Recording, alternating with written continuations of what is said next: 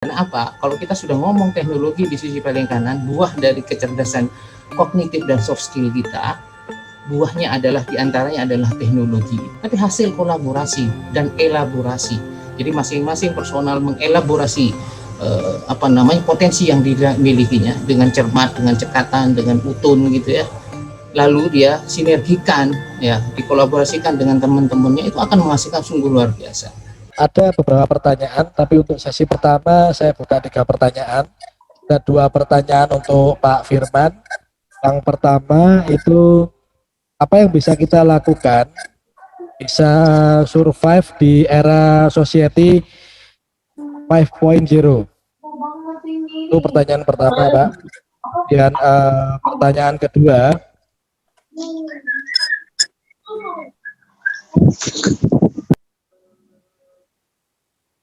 karena tenaga yang dilakukan sebelumnya dilakukan oleh manusia digantikan oleh teknologi, apakah berdampak pada pengangguran yang ada di Indonesia? Untuk pertanyaan kedua, Pak. Dan ada pertanyaan ketiga ini dikhususkan untuk Pak Heri. Nah, dalam rangka mengembangkan ide menggunakan teknologi adalah tantangan awal dalam produktivitas, sehingga menimbulkan pertanyaan. Ketika kita telah memproduksi ide, namun tidak dapat menjual ide, itu bagaimana, Pak? Nah, agar ide tersebut dapat dipasarkan secara massal.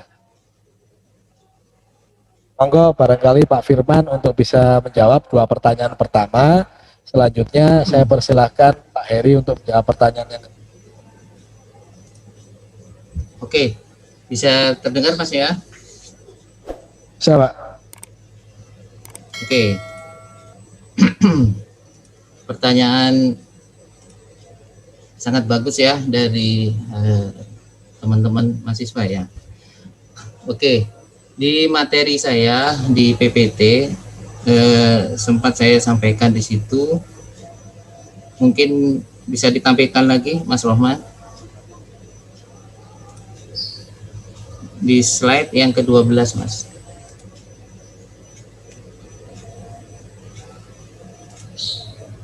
Oke, slide yang ke-12.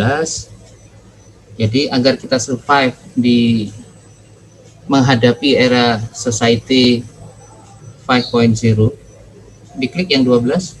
Mohon maaf. Yes. Maka mau tidak mau, sekali lagi, 2 kompetensi dasar plus 1 teknologi itu harus kita kuasai. Ya. Apa itu? Sekali lagi, otak kita terbagi otak kiri dan kanan, ya. Kalau saya memilahnya seperti itu, saya hubungkan dengan aspek kognitif dan soft skill. Ya. Jadi otak kiri kita lebih dominan adalah logik, ya. Bisa memecahkan masalah dengan runut, runtut, ya, algoritmatik gitu dan seterusnya. Lalu punya analitik yang kuat, ya, dengan literasinya, dan tentunya berpikir kritis, ya. Aspek-aspek ini sangat dominan kita dapatkan di dunia kampus, ya. Sekali lagi sangat dominan sesuai dengan kurikulum yang disampaikan. Karenanya teman-teman mahasiswa, adik-adik mahasiswa, kuatkan ini, ya. Rajin-rajinnya adalah belajar, rajin-rajinlah Anda kuliah gitu ya. Dan setelah itu jangan lupa rajin-rajinlah diskusi sama temennya satu kelas untuk menguatkan yang disampaikan oleh dosennya tadi. Mohon maaf kedengaran ya backsound masjid belakang rumah saya, mohon maaf ya. Tapi tidak mengganggu ya Mas Rohman? Artinya masih jelas suara saya? Jelas, sangat jelas Pak. Masih jelas, Pak. Oke, saya lanjut ya. Saya lanjut. Karenanya sekali lagi, setelah di kelas Anda explore itu bersama temannya, jangan lupa mengeksplor seangkatan. Karena apa? Boleh jadi yang kelas Anda disampaikan oleh dosen A, yang B disampaikan oleh dosen B. Meskipun kurikulumnya sama, itu bisa jadi pengkayaannya berbeda. Contoh-contoh yang disampaikan oleh dosen A dan B itu berbeda. Begitu juga kalau Anda lebih sip lagi, dikuatkan dengan yang namanya soft skill ya. Jadi kecerdasan attitude kita, kecerdasan empati kita, kecerdasan berkomunikasi kita, dan tentunya open mind ya terhadap apa-apa yang bisa kita diskusikan, dan tentunya adaptif. Dan ini Anda temui kalau Anda biasanya aktif berorganisasi. Kalau tadi lebih ditekankan yang sisi kognitifnya, yang kiri itu adalah logik dan seterusnya, tapi yang sisi kanan soft skill itu, jadi bagaimana Anda meramunya. Jadi sekali lagi, mau tidak mau Anda harus aktif berorganisasi. Kalaupun di kampus aktif sosial, Karang Taruna, saya juga menjadi RT di sini ya. Bagaimana ngelola dari idenya Pemkab Sidoarjo itu, saya acungi jempol, sungguh luar biasa. Itu sampai sampah pun dimonitor, wow, keren banget Pak Heri, Pak Dokter Heri. Itu di Surabaya belum Pak, itu Pak, saya akui sungguh luar biasa itu.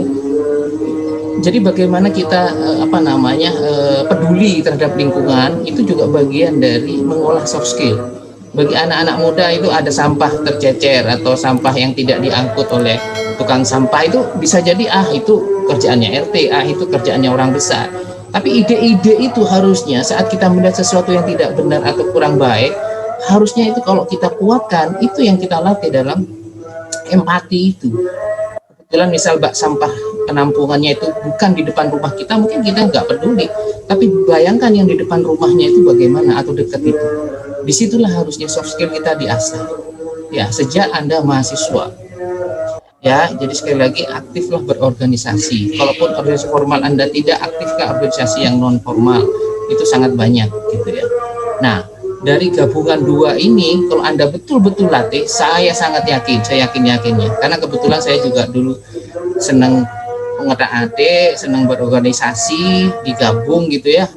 Kok dilalah diajak jadi dosen, alhamdulillah jadi dosen, tapi karena dulu cita-cita saya jadi programmer, maka saya di sisi IT-nya tetap saya kuatkan. Ya, ngajar iya, praktisi tetap iya. Dan itu saya merasa hasilnya itu sekali lagi dari pengolahan otak sisi kiri ya kognitifnya dan otak sisi kanan soft skill-nya. Sehingga ide-ide apa itu bisa kita utarakan.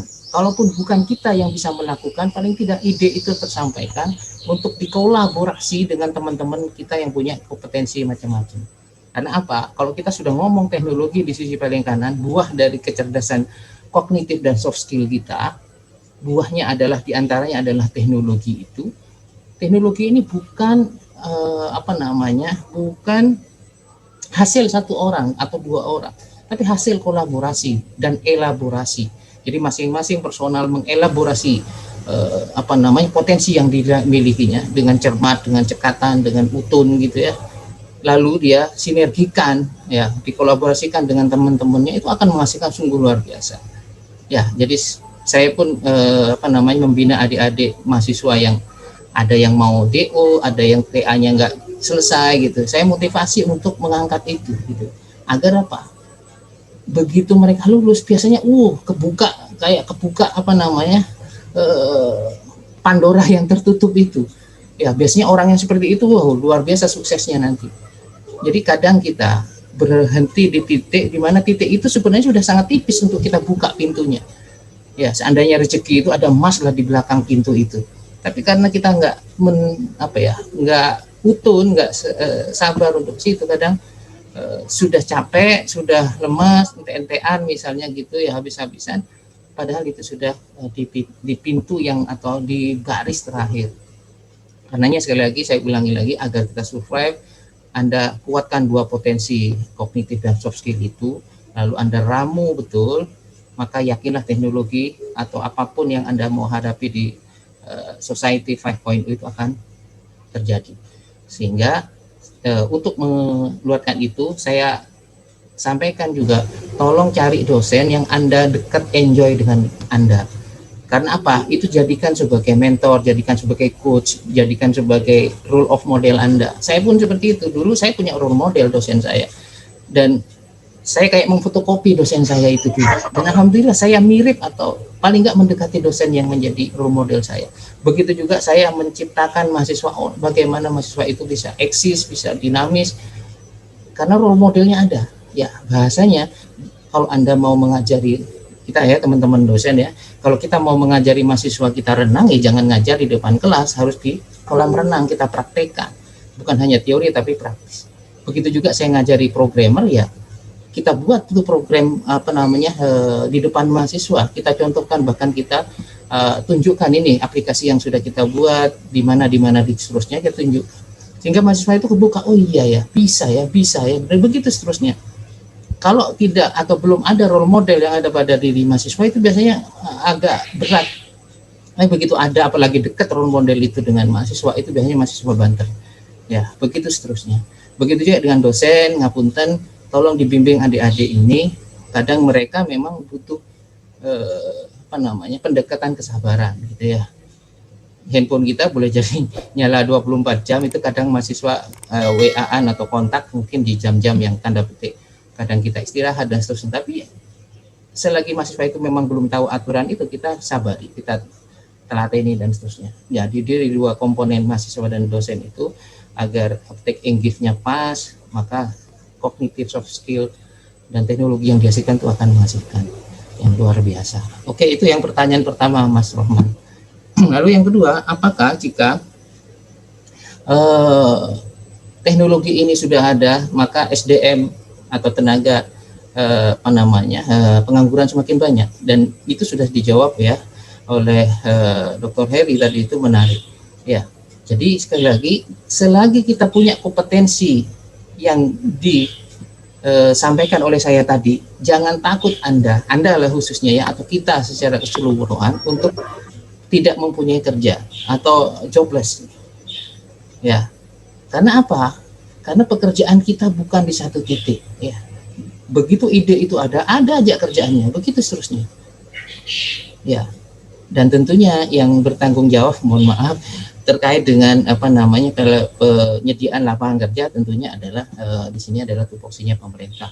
Itu bukan berarti terus kita nyalahkan pemerintah seandainya kita nggak kerja, karena memang kompetensi kita lemah. Jadi sekali lagi, jangan takut Anda di PHK atau tidak dapat kerja selagi Anda punya kompetensi. Saya sampaikan ke anak didik saya, ayo Anda belajar kompetensi apa yang Anda miliki, disitulah Anda bisa menjual diri Anda. Tidak ada seseorang mahasiswa pun kalau dia kompetensinya ada dalam hal apapun, ya sesuai dengan passionnya dia, yakinlah akan mendapat pekerjaan atau paling enggak mendapat project untuk menjadi kehidupannya. Terima kasih Mas Rohman, saya kembalikan, mungkin ada feedback.